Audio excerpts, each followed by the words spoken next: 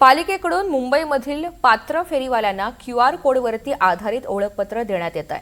मात्र या ओळखपत्रांसाठी पालिका तब्बल 2.25 कोटींचा खर्च करणार आहे। पालिकेकडून आतापर्यंत 55,000 फेरीवाल्यांना या स्वरूपाचं ओळखपत्र देण्यात आलं।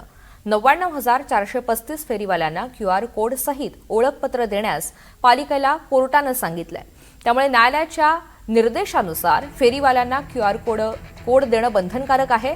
31 ऑगस्ट पर्यंत ही संपूर्ण कार्यवाही पूर्ण केली जाणार आहे।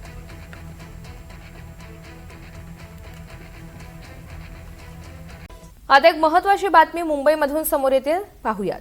मुंबई महापालिका प्रशासनाने A, B, C, D आणि E या विभागामधील खड्डे बुजवण्यासाठी तयार केलेल्या 3,85,00,000 रुपयांचा प्रस्ताव मंजुरीच्या प्रतीक्षेत आहे।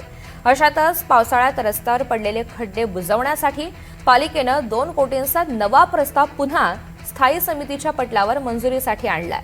खड्ड्यांवरून सुरू असलेल्या या उधळपट्टीमुळे प्रशासनाच्या खड्डेमुक्त शहराच्या उद्देशाबाबत गंभीर प्रश्नचिन्ह निर्माण झालंय। काँक्रिटीकरणावर कोटींचा खर्च करून सुद्धा केवळ शहर विभागामधील रस्त्यांवरच्या खड्ड्यांसाठी पुन्हा कोटींचा खर्च करण्याचा निर्णय घेतल्यानं प्रश्न उपस्थित केले जात आहेत।